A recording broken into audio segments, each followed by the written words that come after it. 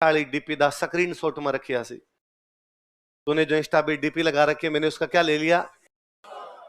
Screenshot नहीं, screenshot ले लिया। कपिल शर्मा के आप कितने भी शो देख लो, वो कभी आधा सह बोलता ही नहीं है। सह क्या, कोई नहीं बोला जाता उनमें से। हमारा इस साइड का कोई बंदा होगा, वो बाद में बोलेगा विकल्प, संकल्प, पर्यापत, आत्महत्या। मेरे पापा टीचर है तो वो तो जाते हैं स्कूल। मैं भी टीचर हूं, मैं आता हूं स्प्रिंग बोर्ड, है ना। पापा के पास में स्कॉर्पियो, मेरे पास में स्प्लेंडर। आधे अक्षर वर्ड गायब भी हो जाते हैं एकदम। इसलिए यदि आपने कभी एक मूवी देखी हो कश्मीर फाइल्स, वो देखिए कश्मीर फाइल्स, उसमें जो गुंडा होता बिट्टा, वो बिट्टा का एक डायलॉग होता, हम सटेट के टूलस नहीं है। सटेट नहीं, टूलस नहीं, हम स्टेट के टूल्स नहीं है, पर वो नहीं बोलता होगा, हम सटेट के टूलस थोड़ी है।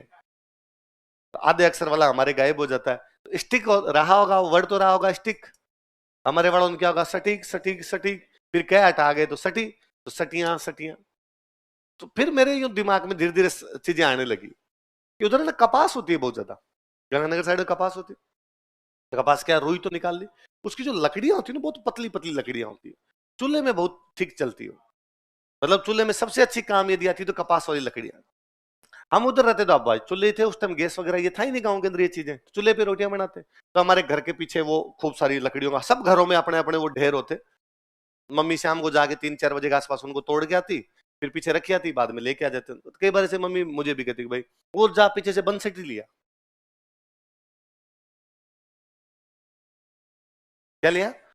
मैं एग्जैक्टली समझता कि बंसटी का मतलब मम्मी कह रही है वो कपास वाली लकड़ियां लेके आ जा चूल्हे में रोटी बनाने।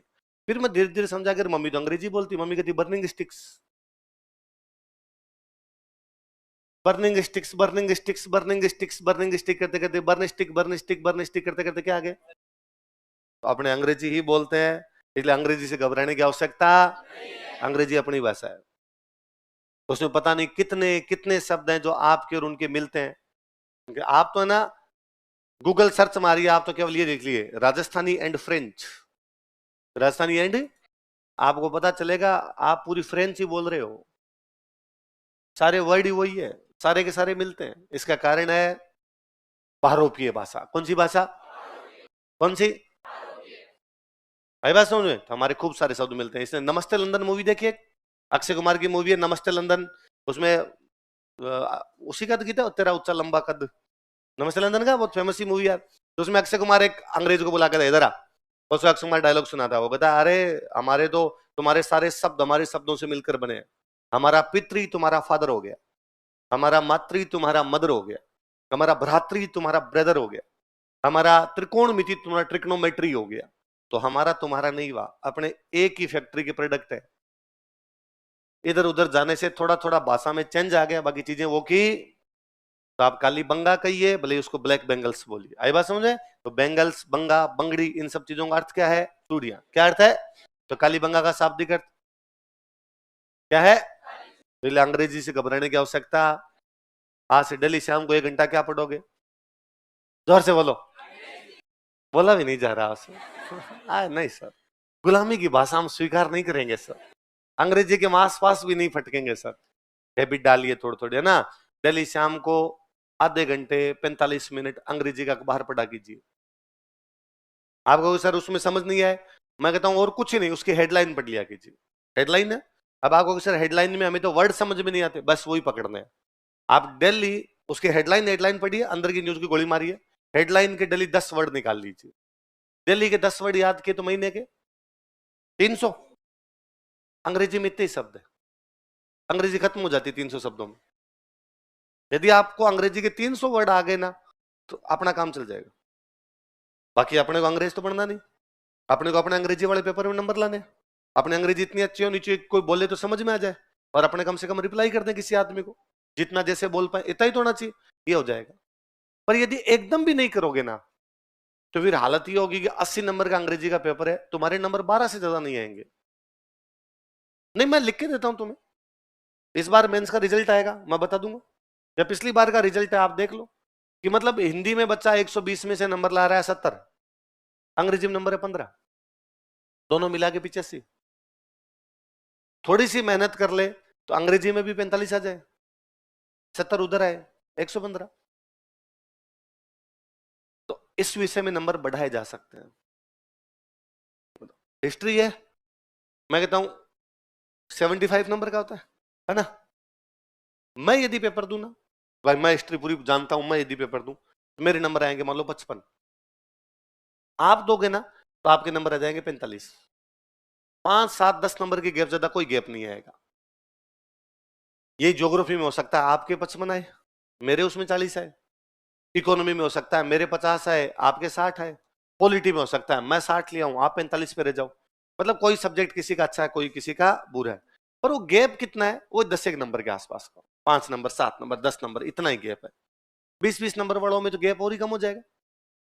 किसी के 7 आए, किसी के 11 आए, तो 3-3, 4-4 नंबर का गैप हो जाएगा। पर हिंदी इंग्लिश में इतना गैप है जिसकी हद नहीं है। या तो आपके उसमें नंबर है 60, या आपके नंबर है उसमें 110, तो गैप कितना, वो पूरा कहां करे। मेरे एक फ्रेंड इस बार आरएस में सिलेक्शन हुआ उनका, पिछली बार वो इंटरव्यू कॉल से 2 नंबर कम रह गए थे। हमें लगा अरे यार 2 नंबर और आ जाते तो इंटरव्यू कॉल हो जाता, तो उन्होंने कहा नहीं नहीं इतना लोड नहीं लेना।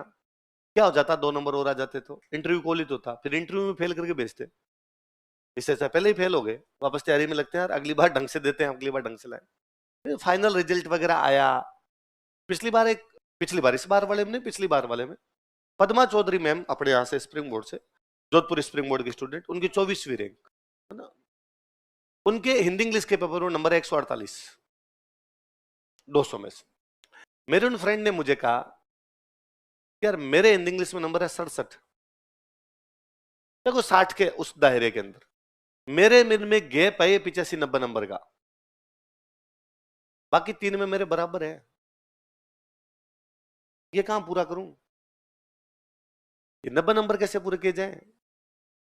इसका मतलब भाषा आनी बेहद जरूरी है, इसलिए दोनों चीजें, और कुछ भी नहीं करना। मैं तो खाली हिंदी और अंग्रेजी का अखबार पढ़ लेना, हिंदी इंग्लिश के पेपर में धीरे धीरे अपने आप कमांड आ जाए, फिर हम यहाँ पढ़ाएंगे, पढ़ाएंगे तब पढ़ लेंगे। पर होता क्या, बाकी सब्जेक्ट है, जैसे मैं हिस्ट्री पढ़ा रहा हूं आपको, इकोनॉमी पढ़ते हो आप साइंस पढ़ते हो, ये ना ऐसे सब्जेक्ट हैं कि आप इनको महीने में तैयार कर सकते हो। कोई हिस्ट्री किसी को अच्छी आती है तो वो 20 दिन में ही कर ले, किसी को थोड़ी कम आती है तो 40 में कर लेगा महीने की अपेक्षा, तो ज्योग्राफी को 20 में कर लेगा। हिंदी और इंग्लिश सब्जेक्ट नहीं है, वो लैंग्वेज है। और लैंग्वेज सीखने के लिए 2 महीने 1 महीने नहीं चाहिए, लैंग्वेज सीखने के लिए पूरा जीवन लग जाता है, तो भी आदमी को लैंग्वेज नहीं आती। अपने को उतनी तो नहीं देनी, अपने को तो अपना पेपर पास करना है, अपने पेपर पास करने का तरीका मैंने बता दिया। हिंदी का अखबार डेली शाम की, मैं कई बार कहा है मैंने आपको, डेली शाम की हैबिट बनाई जाए कि डेली शाम को 45-50 मिनट हिंदी का अखबार पढ़ना ही है। और यदि हिंदी का अखबार ढंग से पढ़ के अंग्रेजी पढ़ोगे, उल्टा मैं कहता हूं और जल्दी समझ में आएगी, क्योंकि न्यूज तो अपने को पता ही है क्या है। वो ये कई बार कहता वर्ड समझ नहीं आता, पर भाव आता कि हाँ कहा तो यही है, इसके आसपास ही कहीं बात रखी है कोई, है ना। और पहले दिलीप सर हमें पढ़ाते तो हंसते ही थे कि एक इंग्लिश मीडियम का स्टूडेंट इंग्लिश का पेपर लेके बैठता, और कि मैं हिंदी मीडियम का, मैं इंग्लिश का पेपर पढ़ता। कोई एक पैराग्राफ पढ़ा, फिर मैं बता देता इसमें ये लिखा हुआ, ये लिखा, ये लिखा। वो कहा यार मेरे तो समझ ही नहीं आ रहा, मैं ये मैंने हिंदी में पढ़ा है ना अभी थोड़ी देर पहले। तो बात तो उसके आसपास ही है, अपने क्या वर्ड्स पकड़ने, इसको क्या कहते हैं, इसको क्या कहते हैं, इसको क्या कहते हैं, वो पल्ले पड़ जाएंगे, वो पल्ले पड़ जाएंगे तुझे। बाद में जब अपने पढ़ेंगे क्लास में, तब क्लास के अंदर होगा कि भाई इंग्लिश सिखा रहे, इंग्लिश सिखा रहे, टेंस सिखाए। अब होता है कि अपने टेंस सीख लेते हैं, अपने को एक्टिव पैसिव आने लग जाते हैं, अपने को डायरेक्ट इनडायरेक्ट आने लग जाते हैं, ले दे के 3 चीजें चाहिए, तो ही टेंस और एक्टिव पैसिव आने लग जाते हैं, तो सेंटेंस फ्रेमिंग होने लग जाती है। पर सेंटेंस बनाने के लिए वर्ड चाहिए, वो नहीं है। अब आपने एनवायरमेंट कंजर्वेशन का लेख लिखना, पर्यावरण का लेख लिखना है, आप पर्यावरण के लेख में और अपने को उसमें हिंदी में जब लिखे तो अपने हिंदी में लिख सकते हैं, इन दिनों प्रदूषण बहुत ज्यादा फैल रहा है, चारों तरफ लगे हुए कचरे के ढेर हमें बताते हैं कि हमने किस कदर पॉलीथीन को ज्यादा प्रयोग में लेना शुरू कर दिया है, ये प्रदूषण, ये प्रदूषण, ये प्रदूषण होगा, ऐसा कुछ लिखते हैं अपने।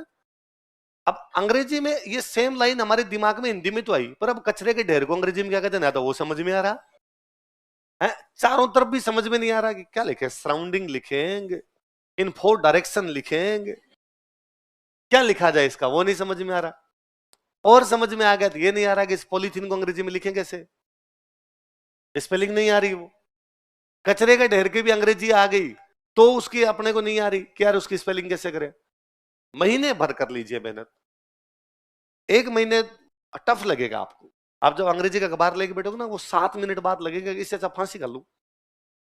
ये यार क्यों पढ़े और फेंको क्या, नहीं, थोड़े दिन पेशेंस रख लीजिए कि नहीं 15-20 दिन तो मैं लेके बैठा रहूंगा, जबरदस्ती लेके बैठा रहूंगा इसको। देखिए क्या है, गूगल पे सर्च कीजिए इस मीनिंग को क्या कहते हैं, लिखिए अपनी कॉपी में, दूसरे दिन वापस पढ़िए उनको। 1 महीने 10-10 वर्ड याद कर लीजिए। अगले महीने आप कहोगे कि हिंदी वाला नहीं पढ़ूंगा, मैं इंग्लिश वाला ही पढ़ूंगा, वो मुझे ज्यादा अच्छा लगता है, उसमें आपको जल्दी समझ में आएगी चीजें, वो ज्यादा अच्छी चीजें बताएगा आपके, इसलिए मेहनत कीजिए। लैंग्वेज वाले पेपर में स्टूडेंट कहता है सर आप पढ़ाओगे नहीं, पढ़ाएंगे, हम खूब पढ़ाएंगे, जितना नहीं पढ़ाना चाहिए उससे ज्यादा पढ़ाएंगे, या जिसे पढ़ाना चाहिए उससे भी ज्यादा पढ़ाएंगे। ये मान लीजिए कि भाई इंग्लिश 2 महीने में होनी चाहिए तो अपने 3 में करेंगे उनको, आप कह दो कि कमजोर रह गई तो 4 में कर लेंगे, पर फिर भी नहीं आती, क्योंकि क्लास का एक दायरा है, क्लास की एक लिमिटेशन है, उसमें कुछ सर्टेन वर्ड्स बताए जा सकते हैं, सर्टेन सेंटेंस सिखाए जा सकते हैं, उसको और आगे बढ़ाने के लिए यही है। अपने को हिंदी किसी ने क्लास में बिठा के थोड़ी सिखाई थी, कैसे सीखे, किताबों को पढ़ के, कैसे सीखे अखबार को पढ़ के, कैसे सीखे सुन के।